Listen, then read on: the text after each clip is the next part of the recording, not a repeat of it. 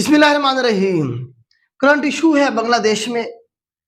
Curfew लगा हुआ है, मुख्तलिफ सिटीज में इंटरनेट सर्विस बंद है क्योंकि वहां पे जो स्टूडेंट्स हैं वो कोटा सिस्टम के खिलाफ एहतजाज कर रहे हैं। तो ये इशू है क्या, इसका थोड़ा सा बैकग्राउंड देखेंगे और करंट सिचुएशन को हम डिस्कस करेंगे कि करंट सिचुएशन क्या है। यहाँ पे मैंने आपको एक तस्वीर दिखाई है बांग्लादेश की प्राइम मिनिस्टर शेख हसीना वाजिद की। इसका ताल्लुक अवामी लीग से। आपको पता है कि बांग्लादेश जो है वो पाकिस्तान से अलग हुआ था 1971 में, 1971 में बंगालियों ने अपनी आज़ादी की जंग लड़ी और 1971 में वो क्या हुए, हमसे अलग हो गए, पाकिस्तान से अलग हो गए। अब जरा देखें, इसमें जब ये पाकिस्तान से अलग हो रहे थे तो यहाँ पे हम दो चीजों को डिस्कस करेंगे। एक तो हम डिस्कस करेंगे बेटा जो आज़ादी के लिए लड़ रहे थे, जो बंगाली आज़ादी के लिए लड़ रहे थे, आज़ाद होना चाहते थे पाकिस्तान से, वो कहलाए फ्रीडम फाइटर। फ्रीडम फाइटर कहलाए। और उनमें से कुछ थोड़ी सी तादाद में लोग थे जो पाकिस्तान आर्मी के या पाकिस्तान के हामी थे, जो पाकिस्तान आर्मी की तरफ से या पाकिस्तान की तरफ से लड़ रहे थे। उन्हें कहा गया था रजाकार। उन्हें कहा गया रजाकार, ये याद रखिएगा, रजाकार और फ्रीडम फाइटर। अब आजादी की जंग हो गई, वो हमसे आजाद हो गए। अब जो फ्रीडम फाइटर थे ये सारे के सारे शेख मुजीबुर रहमान की जो पार्टी थी अवामी लीग, आप किसी हद तक कह सकते हैं कि उसके अंडर थे। मेन जो लीड करने वाला बंदा था वो शेख मुजीबुर रहमान था और उसकी पार्टी अवामी लीग थी। अब जैसे ही ये हमसे आजाद हो गए, बांग्लादेश में बंगालियों की हुकूमत बनी, तो शेख मुजीबुर रहमान ने 1972 में ये जो फ्रीडम फाइटर थे उनके लिए क्या किया, एक कोटा सिस्टम इंट्रोड्यूस करवाया कि जो फ्रीडम फाइटर जो थे, जो लोग लड़े जंग में या जो लोग उधर मारे गए, उनको और उनके बच्चों को क्या दिया जाएगा, जॉब के अंदर प्रायोरिटी दी जाएगी, उनके लिए कोटा मुख्तस किया गया। 1972 की ये बात है। कोटा सिस्टम को जरा आप देखें इसे कि किस तरह से ये कोटा सिस्टम है। इसमें मैंने आपको एक ग्राफ दिखाया बेटा, देखें ये सारा मिला के बनेगा 56%, 56%, और ये बनेगा हमारे पास 44%। 44% जो 44% है ये ओपन मेरिट पे होगा। इसमें हर बंदा अपनी एबिलिटी की बुनियाद पे फाइट करेगा। जॉब्स में सिविल सर्वेंट, आपको पता है जितनी भी बड़ी मतलब पोस्ट है आप देखें, उससे लेके छोटी से छोटी पोस्ट तक जितने भी लोग आएंगे, भर्ती होगी, जो सरकारी मुलाजिम होंगे, चाहे वो सिविल सर्वेंट हो या चाहे छोटे मुलाजमीन हो, उनका जो 44% जो लोग हैं वो मेरिट पे भर्ती होंगे। बाकी 56% जो है कोटा मुख्तस कर दिया गया। इसमें से 1% जो था ये दिया गया जो डिसेबल लोग होते हैं, फिर 10% वुमेन के लिए रखा गया, 5% जो था माइनॉरिटीज के लिए रखा गया, इसी तरह से 10% जो था ये वाला डिस्ट्रिक्ट्स, बांग्लादेश के जो मतलब है कि बैकवर्ड डिस्ट्रिक्ट्स हैं उनके लिए रख दिया गया। बाकी जो ये 30% बचेगा आपका, ये रखा गया उन फ्रीडम फाइटर्स के लिए जो जंग में लड़े थे या फिर उनकी औलादों के लिए, अगर वो जंग में मारे गए उनकी जो औलादें थी उनके लिए रखा गया। अब ये कहने के लिए तो बात बहुत अच्छी है, सियासत करने के लिए भी बहुत अच्छी बात है। अब इसी तरह की पॉलिसियां होती हैं जिसमें जो हुक्मरान तबका है वो अपने जो मकासद है वो पूरे करता है। अब इस बात का फैसला कौन करेगा कि फ्रीडम फाइटर कौन था और कौन नहीं था। अब बांग्लादेश की आज़ादी में तकरीबन बांग्लादेश का हर बंदा ही अपने अपने लेवल पे पूरा मतलब उसमें शामिल था। टीचर अपने लेवल पे, इसी तरह से सिविल सर्वेंट अपने लेवल पे, और मकतबानी और जो बाकी लोग थे वो अपने अपने लेवल पे लड़ रहे थे। तो इस तरह से आप देखें कि ये जो मतलब उसके लिए डिफाइन कर देना, आप देखें पता भी क्या है, अब ये 30% कोटा टोटल जो अभी तक बांग्लादेश के अंदर जो लोग रजिस्टर्ड हैं, जिनके पास फ्रीडम फाइटर की औलाद होने का सर्टिफिकेट है, वो उनकी तादाद है 0.13%। अब अंदाजा लगाएं पूरी पॉपुलेशन का 0.13% के पास 30% सीटें हैं और बाकी पूरा जो 17 करोड़ बंगाली हैं उनके पास कितने है जी, 44% है ओपन मेरिट में। तो ये एक नाइंसाफी थी जो चलती आ रही थी। अब वो जो एक फ्रीडम फाइटर थे, चले समझ आती है किसी हद तक के 10 साल 20 साल के लिए आपने उन्हें चलाया, इस कोटा सिस्टम को, उन्हें आपने नौकरियां दी, अब वो चले गए सारे के सारे तकरीबन। अब उनके औलादों के लिए कोटा मौजूद है कि जो उनकी औलादों ने क्या किया है जी, चले उनके वालिदैन ने किया था, अब उनके औलादों ने क्या ऐसा मतलब एक काम सर अंजाम दिया है कि वो जो है ना जी मेरिट की धज्जियां उड़ा के उन्हें अलग से जो है सीटें दे दी जाए। फिर ये फैसला कौन करेगा कि जो कोटा सिस्टम है, ये जो हमारे पास है फ्रीडम फाइटर, ये कौन है? ये फिर गवर्नमेंट करती है, जो एक अशराफिया बैठी होती है ऊपर, वो अपने लोगों को नवाजने के लिए खुद ही सर्टिफिकेट जारी करते हैं, ये कि आज फ्रीडम फाइटर की औलाद है, इसे नौकरी दे दी जाए। इस तरह से पूरा एक कार्टल किस्म का मतलब बनाया जाता है, अपने जो मकासद हैं एक सियासी गवर्नमेंट के, वो हासिल करने के लिए।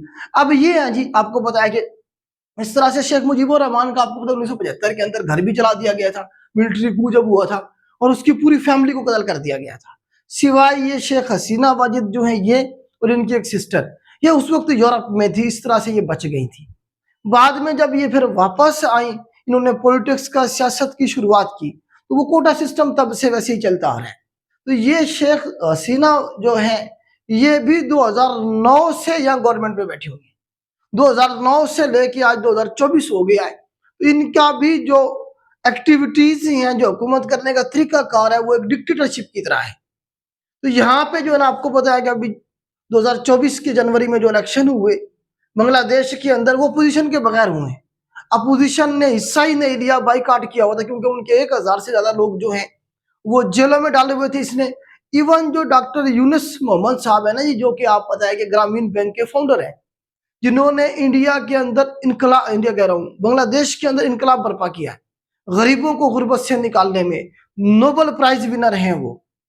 उन्होंने कहा जी मैं सियासत में आ रहा हूँ, उसके ऊपर भी इन्होंने केसेस बनाए, वो बेचारे आखिर पे फिर माफी मांग के वो सियासत से छोड़ के चले गए। इस तरह से इन्होंने पूरी अपोजिशन को रगड़ा। आपको पता है पाकिस्तान, इंडिया और बांग्लादेश में इसकी सियासत में कोई ज्यादा डिफरेंस नहीं है। पाकिस्तान में भी तो आपको पता यही कुछ हो रहा है कई दिनों से, क्योंकि ये जो बैठे होते हैं इक़्तिदार में, मतलब है कि इक़्तिदार को के मजे लूटने वाले जो लोग, पूरी अशराफिया जिसे मैं कहता हूँ, ये लंबे अरसे तक इक़्तिदार में रहने के लिए फिर ये सारे वो अनडेमोक्रेटिक जो मतलब एक्टिविटीज हैं सारी वो करती हैं अपने इक़्तिदार को तूल देने के लिए।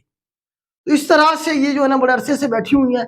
अब इशू कहाँ से शुरू हुआ, ये तो थोड़ा सा बैकग्राउंड हो गया। अब इशू यहाँ से शुरू हुआ कि ये जो 30% कोटा था, अब नई जनरेशन है, आपको पता है स्टूडेंट्स है, उन्होंने क्या कि भाई आपको पता है हर जगह पाकिस्तान में भी जब नौकरियां आती हैं तो कितने सारे लोग अप्लाई करते हैं, जॉब्स है नहीं। तो यहाँ पे भी जैसे जॉब्स आती थी लाखों करोड़ों लोग अप्लाई करते थे। तो स्टूडेंट्स को ने कहा कि ये कोटा सिस्टम खत्म होना चाहिए, इसे रिफॉर्म करना चाहिए। तो इसके लिए 2018 के अंदर क्या शुरू हुए, जो प्रोटेस्ट शुरू हुए 2018 में इसके खिलाफ जो थे, इसकी मतलब रिफॉर्म के लिए एक प्रोटेस्ट शुरू किया स्टूडेंट्स ने। अब प्रोटेस्ट इतना ज्यादा बढ़ता चला गया, उस दौर भी ये शेख हसीना बैठी हुई थी। इन्होंने क्या किया, एक एग्जेक्टिव ऑर्डर के जरिए कोटा सिस्टम को खत्म कर दिया। स्टूडेंट खुश हो गए, मामला क्लोज हो गए। उसे फिर बाद में 2020 में इंप्लीमेंट भी कर दिया गया। अब हुआ ये कि पिछले कुछ दिनों पहले आप देखें कि गवर्नमेंट के कुछ लोगों की तरफ से या वहां के कुछ आम लोगों की तरफ से एक कोर्ट के अंदर अपील दायर की गई कि जो शेख हसीना ने ऑर्डर जारी किया था कोटा सिस्टम को खत्म करने का, वो इलीगल है, उसकी कोई कानूनी हैसियत नहीं है। तो अदालत ने क्या किया, 5 जून 2024 को, अभी पिछले महीने 5 जून 2024 को इस कोटा सिस्टम को दोबारा बहाल कर दिया, और जो शेख हसीना का जो ऑर्डर था कोटा खत्म करने का, उसे इलीगल करार दे दिया। अब जो स्टूडेंट्स थे वो देख रहे थे शेख हसीना की तरफ कि भाई शायद कुछ दोबारा से ये करेंगी, या अगर इन्होंने इस तरह से कोटा सिस्टम खत्म किया था तो उसे फिर कानूनी शक्ल देनी थी इन्होंने पार्लियामेंट से मंजूर करवा के। तो इसका मतलब ये है, उन्होंने कहा, अवाम ने, वहां के स्टूडेंट्स ने समझा कि असल में ये शेख हसीना वाजिद ही अपने इक़्तिदार को तूल देने के लिए ये जो कोटा सिस्टम है ये अदालत के जरिए बहाल करवाना चाह रही है, क्योंकि ये डिक्टेटरशिप की तरह रूल कर रही है, अपोजिशन है नहीं, वहां की अदालतें और बाकी सारे इदारे मतलब आप कह लेंगे पूरी तरह से इनके कंट्रोल में है, जिस तरह से ये चाहती है वैसे फैसले ले लेती है। आपको मैंने बताया कि 1000 अपोजिशन लीडर को तकरीबन उठा के इसने जेल में डलवाया इलेक्शन के दौरान, और बगैर अपोजिशन के इन्होंने इलेक्शन लड़ा और जो है ना हुकूमत बना के बैठ गए हैं। तो पूरी की पूरी जो गवर्नमेंट की मशीनरी है वो इन्हीं के, क्यों? क्योंकि 40-30% कोटा था, ये भर्ती करते चले आए, करते चले। देखें, जब आप किसी को मतलब मेरिट से बाहर जाके मेरिट की धज्जियां उड़ा के नौकरी देंगे तो आपका क्या ख्याल है, वो आपको सर्व नहीं करेगा? जैसे आप कहेंगे वो वैसे ही करेगा। इस तरह पाकिस्तान में 90 की दिहाई में किया गया था। और बाद में आपको पता है कि आबिद बख्शर की आपने कहानियां सुनी, राव अनवार की कहानियां सुनी, उन्होंने क्या किया? जिस तरह से इन्हें भर्ती किया गया था वो अपने आकाओं को फिर सर्व तो करेंगे। तो इस तरह से पूरे का पूरा मतलब इन्होंने एक पूरी आप कह लेंगे ब्रिगेड किस्म की जो है वो तैयार की हुई थी, भर्ती किए हुए थे लोग। तो उसके जरिए अब ये काम ले रहे हैं, अदालतों में भी, पुलिस में भी, आर्मी में भी, हर जगह पे जब वो कोटा सिस्टम है तो अपने अवामी लीग के लोग भर्ती किए जाएंगे। तो इस तरह से जो है ना जी ये मामला थे यहाँ पे। अब स्टूडेंट्स को इस पे एतबार नहीं था। उन्होंने स्टूडेंट्स ने क्या किया, इंतजार किया 1 जुलाई तक। तो 1 जुलाई तक जब हुकूमत की तरफ से कुछ नहीं किया गया तो फिर क्या हुआ जी, स्टूडेंट्स बाहर निकले और उन्होंने प्रोटेस्ट करना शुरू किया। पुरअमन प्रोटेस्ट करते रहे वो 14 जुलाई तक। 14 जुलाई अभी जो पिछले वीक की बात हो रही है।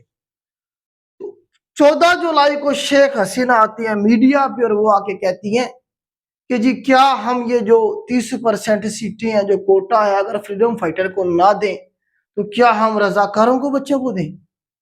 अब रजाकार कौन है, मैंने आपको पहले बता दिया, वो लोग हैं जो बांग्लादेश की जंग आजादी जो थी उसके अंदर पाकिस्तान की तरफ से लड़े थे, जिन्होंने पाकिस्तान को सपोर्ट किया था। मतलब आप ये देखिए बांग्लादेश के अंदर रजाकार मतलब कहलवाना इसका मतलब ये है, या किसी को कहने का मतलब ये कि बंगालियों की जबान में सबसे बड़ी गाली गद्दार, इसका मतलब ये है। जिस तरह आपको पता है बाकी मुल्कों में, पाकिस्तान में होता है कि जब आप इस तरह की तंजीमों को प्रॉपर हैंडल नहीं करते, अवाम के जो इशूज हैं उन्हें एड्रेस नहीं करते, उन्हें उनका बुनियादी हक जमहूरी हक नहीं देते, तो फिर क्या करते हैं? फिर आप उनके ऊपर एलिगेशन लगा देते हैं कि ये क्या है, एंटी नेशनल है, ये गद्दार है। इस पूरे साउथ एशिया का यही मसला है। ठीक हो गया। इसने भी वही किया, इसने आके क्या कहा जी, उन जो प्रोटेस्टर थे जो एहतजाज कर रहे थे उन्हें क्या कहा, इन्होंने कहा कि ये जो है रजाकार हैं, ये रजाकारों के बच्चे हैं। उन्हें जो स्टूडेंट्स थे वो और भी ज्यादा गुस्से हुए कि हमें गद्दार कह रही हैं। फिर उन्होंने गुस्से में आके जो है ना जी नारा लगाना शुरू कर दिया, 1 2 3 4 हम सारे रजाकार। उन्होंने उसी नारे को जो ना अडॉप्ट कर लिया। और क्या कौन रहा है, एक ऑटोक्रेट जो मतलब लीडर है या मुल्क को जो चला रही है वो ये कह रही है। तो इस तरह से मामला और भी खराब होता चला गया। अब इसके ऊपर जल्दी का काम किया अवामी लीग, ये भी इसकी पार्टी का नाम अवामी लीग है। जो इसका बाप था शेख मुजीबुर रहमान, उसकी पार्टी थी अवामी लीग, ये अवामी लीग की तरफ से ही है।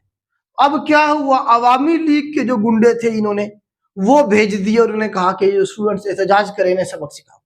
अब उनके पास हथियार भी थे, गवर्नमेंट का पूरा स्ट्रक्चर था उनके साथ। उन्होंने क्या किया, स्टूडेंट्स को मारना शुरू किया और उसके बाद जो है ना उसके अंदर बहुत सारे जो स्टूडेंट थे वो शहीद हुए।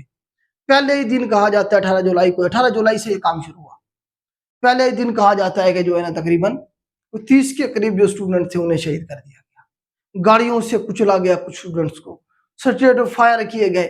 इस तरह से फिर उसके बाद इसने क्या किया, जब मामला कंट्रोल नहीं हुए तो फौजी ऑपरेशन लॉन्च कर दिए। आर्मी फौज घुसा दी यूनिवर्सिटीज में, ढाका यूनिवर्सिटी में हेलीकॉप्टर जो थे वो आर्मी के वो क्या कर रहे थे, ऑपरेशन कर रहे थे, वो सबने देखे। अब इस वक्त सिचुएशन ये है कि बांग्लादेश के अंदर मुकम्मल तौर पे कर्फ्यू है। 163 के करीब जो स्टूडेंट है वो शहीद हो चुके हैं और 25,000 के करीब जो है जख्मी है। और ये अनऑफिशियल है क्योंकि इंटरनेट बंद है तो डेटा पहुंच नहीं रहा है कि एग्जैक्टली कितने लोगों को मारा गया है। तो ये जब इंटरनेट खुलेगा, हालात नॉर्मल होंगे तो पता लगेगा कि इस क्राइसिस में कितने लोग मारे गए हैं, कितने स्टूडेंट को शहीद किया गया है। तो इस तरह से अब जब इस तरह की सूरत हाल थी तो अदालत ने क्या किया, फिर केस जो पहले 7 अगस्त को लगाया हुआ था दोबारा से रंग के लिए स्टे देके, अब उन्होंने फिर 21 जुलाई को दोबारा से लगाया। और जो कोटा सिस्टम था इस सारा जो 56% को इससे कम करके कितना कर दिया गया, 7% कर दिया। अदालत ने क्या किया जी, साफ जरा गवर्नमेंट की मशावरत से ही किया होगा। अब तो जब अवाम की तरफ से एक मूवमेंट शुरू होती है फिर उसे रोका नहीं जा सकता, उसे दबाया नहीं जा सकता। ये जो फिरौन बैठे होते हैं जो अपने आप को खुदा समझते हैं, अशराफिया का जो एक टोला होता है, ये समझता है कि शायद हमसे ज्यादा मतलब है कि चीजों को कोई नहीं समझ रहा, हम जो बात कहेंगे, जो सोचेंगे, जो इम्प्लीमेंट करेंगे बस वही ठीक होगा, बाकी सारे गलत हैं। इनकी ये गलत फहमी होती है कि अवामी तहरीक को जो है ना जी रोका जा सकता है। अब अवाम इतनी स्टूडेंट इतनी तादाद में निकले और हर शहर में निकले, उन्होंने मजबूर कर दिया गवर्नमेंट को घुटने टेकने पे। और गवर्नमेंट ने क्या किया, फिर दोबारा वही अदालतों के जरिए से ही वो 56% जो कोटा था उसे कम करके 7% कर दिया। इसमें से भी 5% जो है रखा है इन्होंने किसके लिए, फ्रीडम फाइटर की औलादों के लिए, 1% मिनॉरिटी के लिए रखा है और एक डिसेबल के लिए रखा है।